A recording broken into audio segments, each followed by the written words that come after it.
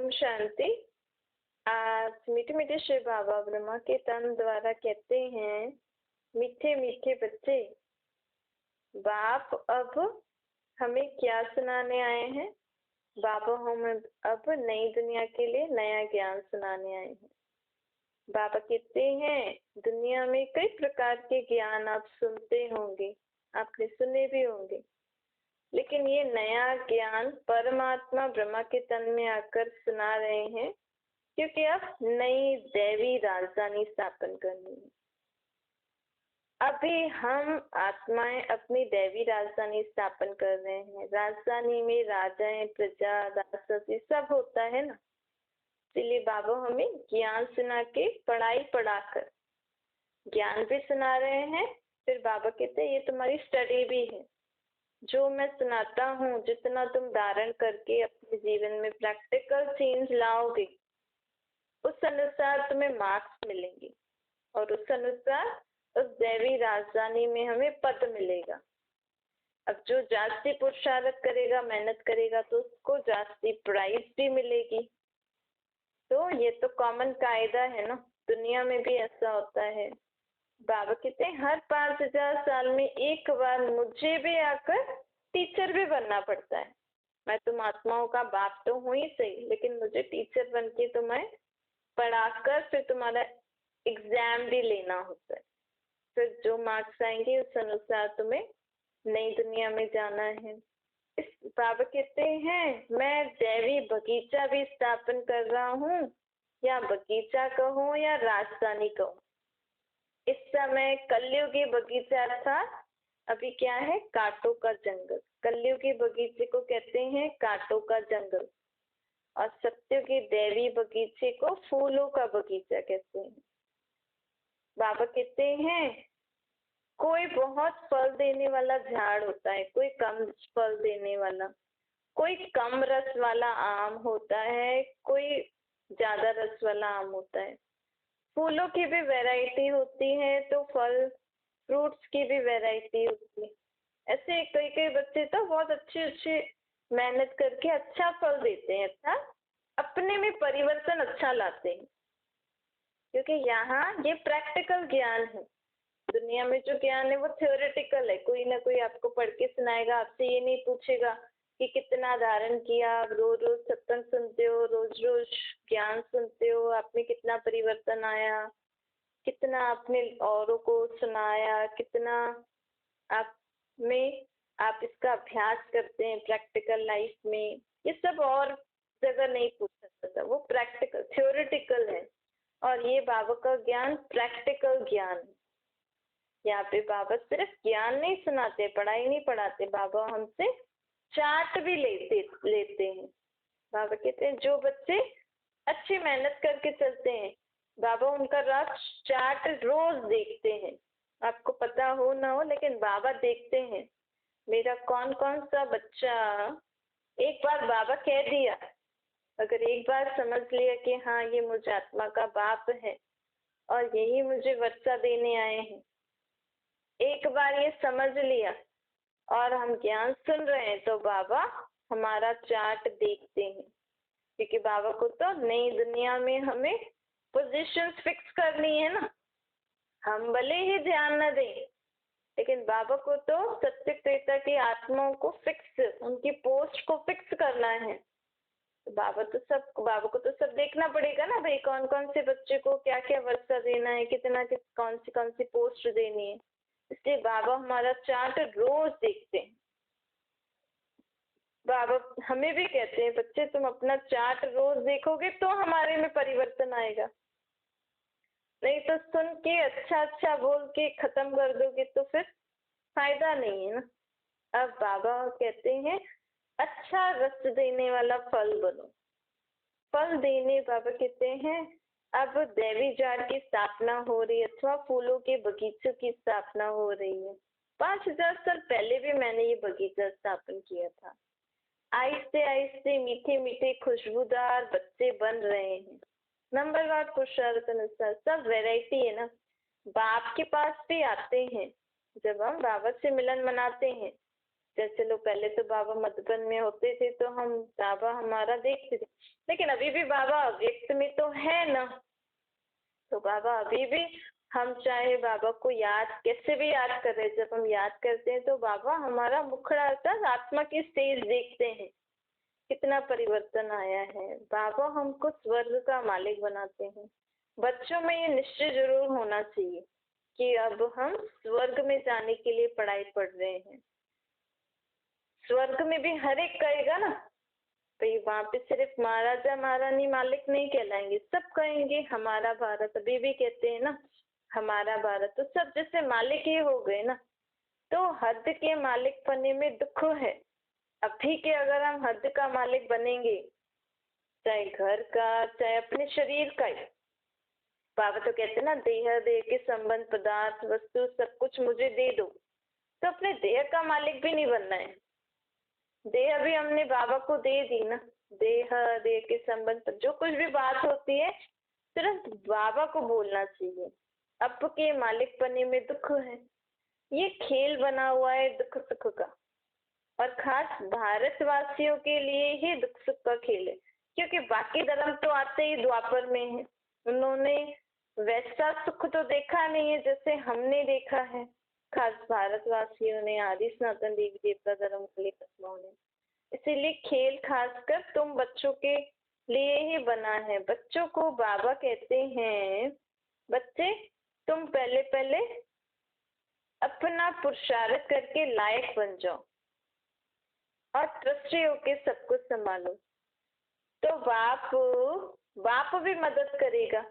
बाबा कहते हैं मैं भी एक एक बच्चे को बैठ देखता हूँ, इनमें कौन कौन से गुण हैं कौन कौन से अवगुण हैं। बच्चे खुद भी जानते हैं। बाबा अगर कहे बच्चों को कि बच्चे तुम अपनी खामियां आपे ही लिख कर आओ, अच्छा बाबा हमें कह रहे हैं कि हमें अपनी खामियां बाबा को लिख के देनी है कि बाबा मुझ में कौन कौन सी खामी है। क्योंकि बाबा का हम ज्ञान सुन तो रहे ही है। बाबा हमें कहते हैं मनसा वाचा कर्मणा कैसा होना चाहिए।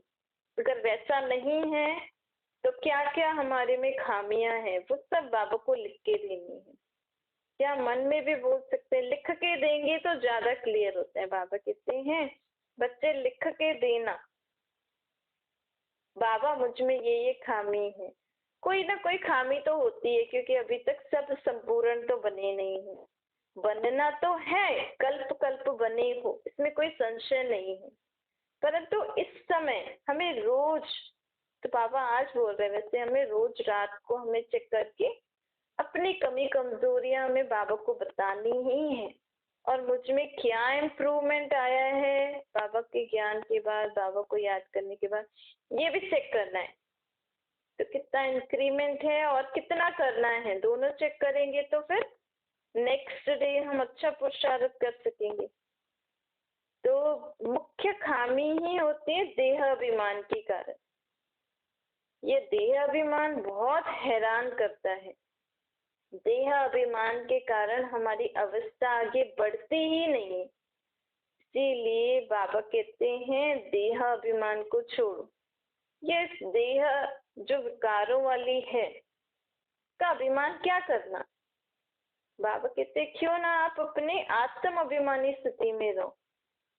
मैं कौन हूँ, घड़ी घड़ी अपने को जितना हम बताएंगे ना, अपने आप से पूछेंगे मैं कौन हूँ, मैं किसकी संतान हूँ, मैं कहाँ की रहने वाली हूँ, मेरे निजी गुण क्या हैं, मेरी शक्तियाँ क्या हैं, और मुझे आत्मा का असली धर्म कौन सा है। ऐसे तो आत्मा का धर्म शांति है, लेकिन मैं आत्मा से पहले पहले कौन से धर्म में पाठ बचा के आई हूँ, जो मैंने वहां सुख देखे, जिन सुखों की आश मैं अभी भी करती हूँ। इसलिए मैं भगवान को याद करती थी।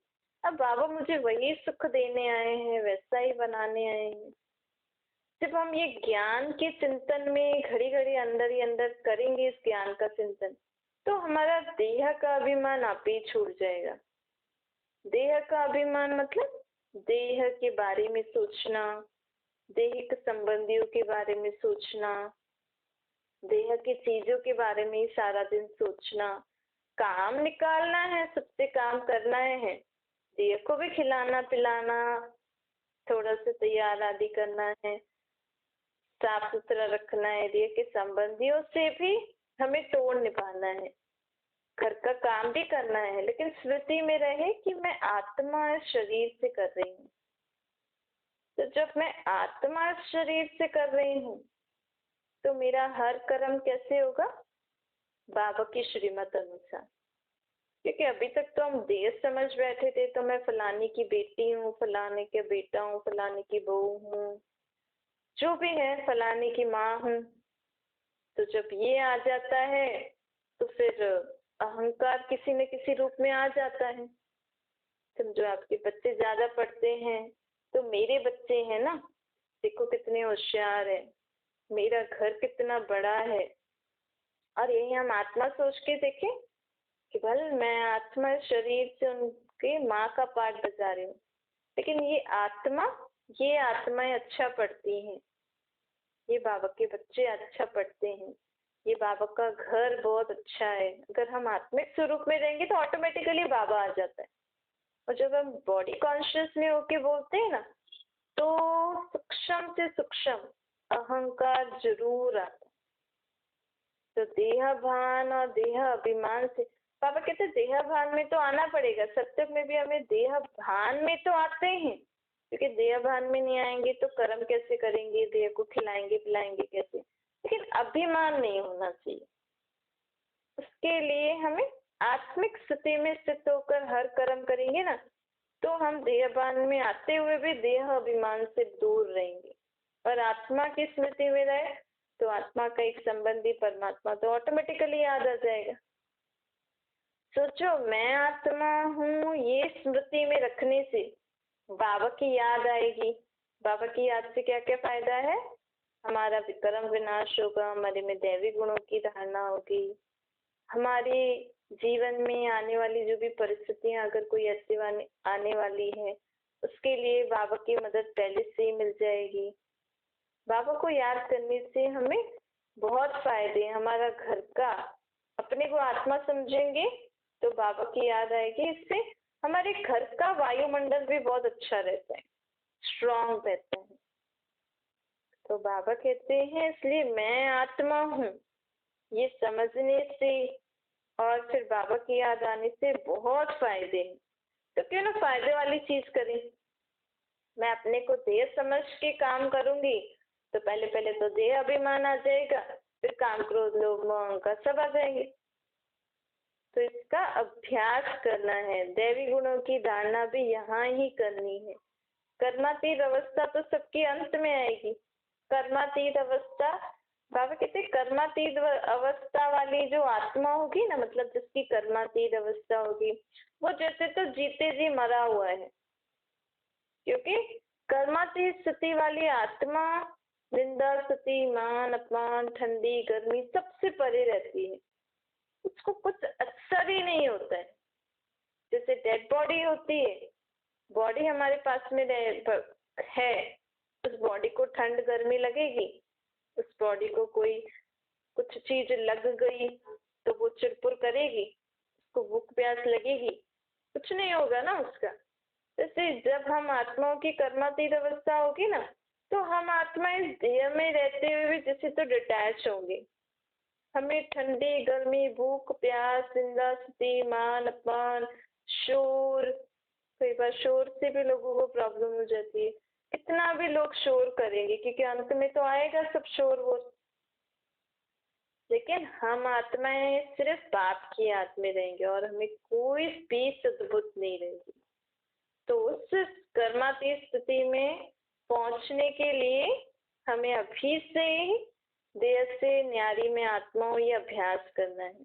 अभी से ही हमें निंदा स्तुति मान अपमान जय पराजय ठंडी गर्मी थोड़ा थोड़ा तो हमें, चलो अभी तो हम स्वेटर वगैरह पहन लेते हैं या गर्मी में ऐसी जगह पे बैठ जाते हैं, लेकिन फिर भी अगर कभी ऐसी सिचुएशन आए तो हम सिर्फ ठंडी में ऐसे ऐसे करके ही नहीं बैठे, तुम बाबा को कैसे याद करेंगे?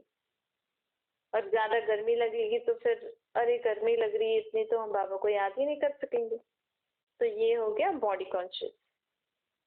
तो उसके हमें बाबा ये नहीं कह रही कि अभी से ही आप स्वेटर नहीं पहनो या गर्मी में हवा में नहीं बैठो या भूख लगे तो खाना नहीं खिलाओ।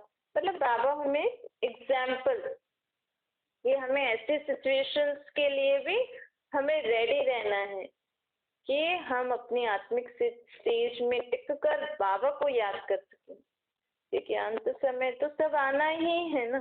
तो बाबा कहते हैं अब तुम्हें कर्मातीत अवस्था तो आएगी अंत में, लेकिन प्रैक्टिस तो अभी से ही करनी है ना। कर्मातीत होकर ही जाना है। कर्मातीत अर्थात हीरा जिसमें कोई फ्लो नहीं हो। और कर्मातीत का दूसरा मीनिंग बाबा बता रहे हैं, हीरा जिसमें कोई फ्लो नहीं हो, क्योंकि तुम्हें बेदाग हीरा भी बनना है ना आत्माओं को। तो अपने में क्या क्या खामियां हैं, क्या क्या फ्लो है, फ्लो मतलब खामियां ही हो गई, वो हमें जांचनी है। ताकि बाबा को जब तक हम नहीं बताएंगे ना, तब तक हमारी खामियां और जो हमारी आत्मा में जो फ्लो कहो या खामियां, वो निकल नहीं सकती। तो जड़ हीरे में फ्लो होगा तो वो निकाल थोड़ी सकेंगे, लेकिन हम तो चैतन्य हीरे बनने वाले हैं, बेदाग हीरे। आत्मा असल में हीरा है, लेकिन अभी उसमें बहुत दाग पड़ गए हैं, बहुत काला हीरा बन गया है। तो बहुत फ्लोज आ गए हैं। बाबा हमें फिर से बेदाग फ्लोलेस हीरा बनाने आए हैं। अब हमें कौड़ी से हीरे जैसा बनना है। तुम अपने को अच्छी रीति जानते तो हो ही। अगर हम अपने को चेक करेंगे ना, तो हमें अंतर्मुखी होकर उस समय हमें ये नहीं देखना है कि फलाना ऐसा करता है तो मैं ऐसा करती नहीं। फलाना फलाना सबको भूल जाओ, मेरे में क्या क्या खामियां हैं। बाबा ने तो हमें आईना दिखा दिया है ना कि तुम्हें कैसा बनना है। उस आईने में अपने को देखो। अर्थात हमें जो देवी लक्ष्मी श्री नारायण को, और ये भी आप कर सकते हो कि ये हमारा प्रैक्टिकल जैसे हम अनुभव कर सकते हैं। आप लक्ष्मी नारायण के चित्र देखो और अपने आप को देखो, तो आपको अपने में खामियां आप पे ही समझ में आ जाएंगी। तो बाबा ने हमें एम एंड ऑब्जेक्ट का आईना तो दिया है ना। बाबा कहते भी हैं बच्चे लक्ष्मी नारायण का चित्र रखो, राधे कृष्ण का रखो, क्योंकि पहले किंग एंड क्वीन से पहले तो प्रिंस प्रिंसेस बनने वाले हैं ना। तो उनकी दुनिया में जाना है। तो हमें जैसे देखो, अगर आपको कहीं अच्छी पार्टी में जाना हो तो आप क्या सोचोगे, वो फैमिली कैसे रहती है उसके बारे में सोचोगे ना। अरे वो तो बहुत हाई फाई लोग हैं, तो कपड़े भी ऐसे ही पहन के जाएंगे आप। और कहीं नॉर्मल फंक्शन में, नॉर्मल फैमिलीज के फंक्शन में जाएंगे तो अरे वो तो वहां तो सब ऐसे ही होगा, बस ये ऐसे वाले ये कपड़े काफी हैं, हाँ थोड़ी सी ज्वेलरी ये काफी है। तो जब हम जिनके पास जा रहे हैं उनसे पहले सोचते हैं ना, भाई अगर किसी बड़े घर के फंक्शन में जा रहे हैं तो उनके लिए गिफ्ट भी वैसा ही लेते हो, अपना पहनावा भी वैसे। तो अब हम इतनी बड़ी देवी देवताओं की दुनिया में जाने वाले, तो उनका चित्र तो देखना पड़ेगा ना कि भाई ये कैसे रहते हैं। तो जब हम अपने आप को देखेंगे, उनको देखेंगे, तो ऑटोमेटिकली हमारे में क्या खामियां, क्या फ्लोज हैं, वो हमें पता लग जाएगा। और हम बाबा को बता के, अभी ही समय है ना, अभी बाबा गए थोड़ी है। बाबा क्या बोलते हैं, बाबा बोलते हैं ना, मैं जब जाऊंगा तो ये ज्ञान प्राय लोप हो जाएगा। तो हम तो अभी भी ज्ञान सुन रहे हैं, हम तो अभी भी ज्ञान का मनन चिंतन कर रहे हैं, हम तो अभी भी एक दूसरे को ज्ञान सुना रहे हैं। तो मतलब बाबा यहाँ है, क्योंकि बाबा जब आए थे तब क्या शुरू हुआ था, ज्ञान शुरू हुआ था। और जिस दिन बाबा चले जाएंगे, भले बाबा अभी मधुबन में उसमें नहीं आ रहे अव्यक्त रूप में, पर बाबा यहाँ है तभी तो हम मुरलियां पढ़ रहे हैं। जिस दिन बाबा जाएंगे, बाबा का ज्ञान पूरा प्रायलोप हो जाएगा, किसी को कोई चीज नहीं मिलेगी, ये मुरलियां वुरलियां सब खत्म हो जाएंगी। तो अभी ही समय है अपने चार्ट को देखना और बाबा को सब बातें बताना, क्योंकि बाबा सर्जन भी है ना। बाबा कहते हैं अगर सर्जन से छिपाओगे तो फिर, अब बाबा डॉक्टर बन गए, अब बाबा कहते हैं मैं तो सर्जन भी हूँ, मुझे अपनी बीमारी नहीं बताओगे तो मैं तुम्हारा ट्रीटमेंट कैसे करूँगा। तो अब बाबा कहते हैं बच्चे रोज अपना चार्ट देखो। अच्छा मीठी मीठी सी खिलते बच्चों प्रति माता पिता बाप दादा का याद प्यार और गुड मॉर्निंग। रूहानी बाप की हम सभी रूहानी बच्चों को नमस्ते। हमारी भी रूहानी माता पिता बाप दादा को याद प्यार गुड मॉर्निंग और नमस्ते। वरदान है, अपने पूजन को स्मृति में रख, हर कर्म पूजनीय बनाने वाले परम पूज्य बनो। आप बच्चों के हर शक्ति का पूजन देवी देवताओं के रूप में होता है।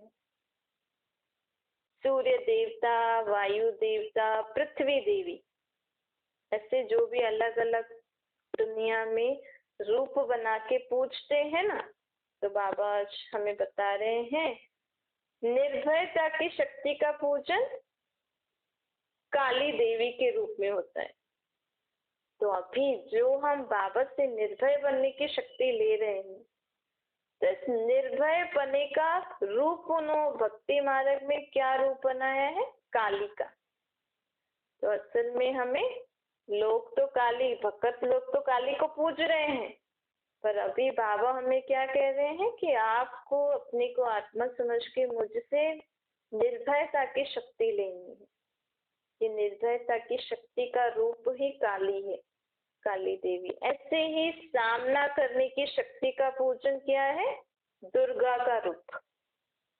जो दुनिया में लोग दुर्गा का रूप पूज रहे हैं, उसका मतलब है कौन सी शक्ति? सामना करने की शक्ति। हम आत्माओं में सामना करने की शक्ति होनी चाहिए। हमारे जीवन में कोई भी अच्छी बात आती है, परिस्थिति आती है, तो हमें उसको सामना करना आना चाहिए। मतलब उस परिस्थिति को बाबा की याद से, ज्ञान योग के अभ्यास से उसको सामना कर आगे बढ़ना चाहिए, बढ़ने की शक्ति होनी चाहिए। ऐसे ही संतुष्ट रहने और करने की शक्ति का पूजन कौन सा है? संतोषी माता का रूप।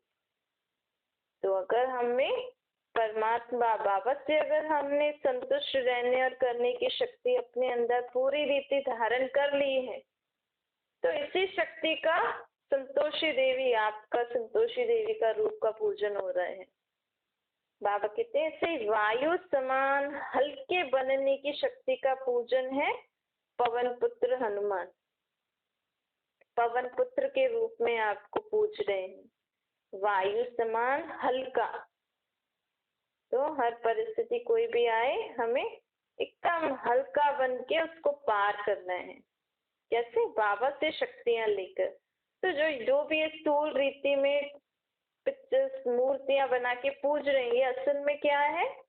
परमात्मा की शक्तियों का रूप है जो हम अभी धारण कर रहे हैं।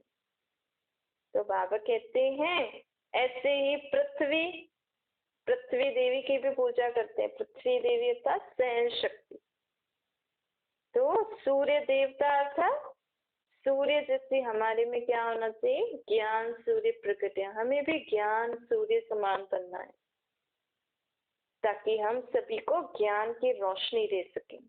तो दुनिया में हर स्थूल चीजों के रूप में पूज रहे हैं, लेकिन ये एक एक शक्ति हमें बाबा से अपने अंदर धारण करनी है, क्योंकि इन्हीं शक्तियों का पूजन भगत लोग करते हैं। तो अपने इस पूजन को स्मृति में रख, हर कर्म पूजनीय बनाओ, तब हम क्या बनेंगे? परम पूज्य बनेंगे। हमारा हर कर्म में ये शक्तियां होनी दिखनी चाहिए। निर्भयता की शक्ति, सामना करने की शक्ति, संतुष्ट रहने और करने की शक्ति, सहन शक्ति, ज्ञान को यूज करने की शक्ति, हल्का रहने की शक्ति। स्लोगन है, जीवन में संतुष्टता और सरलता का संतुलन रखना ही सबसे बड़ी विशेषता है। संतुष्टता और सरलता अर्थात इजी नेचर। बड़ा है तो बड़े जैसा हम उनको, भाई बड़ों के साथ बड़ा, छोटों के साथ छोटा, ठंडी में ठंड उस हिसाब से, गर्मी में उस हिसाब से, या कोई भी ऐसी परिस्थिति आई आप कहीं गए, तो अपना हमें इजी नेचर होना चाहिए। समय के साथ मोल्ड आना होना जरूरी है, लेकिन बाबा की श्रीमत को ध्यान में रखकर।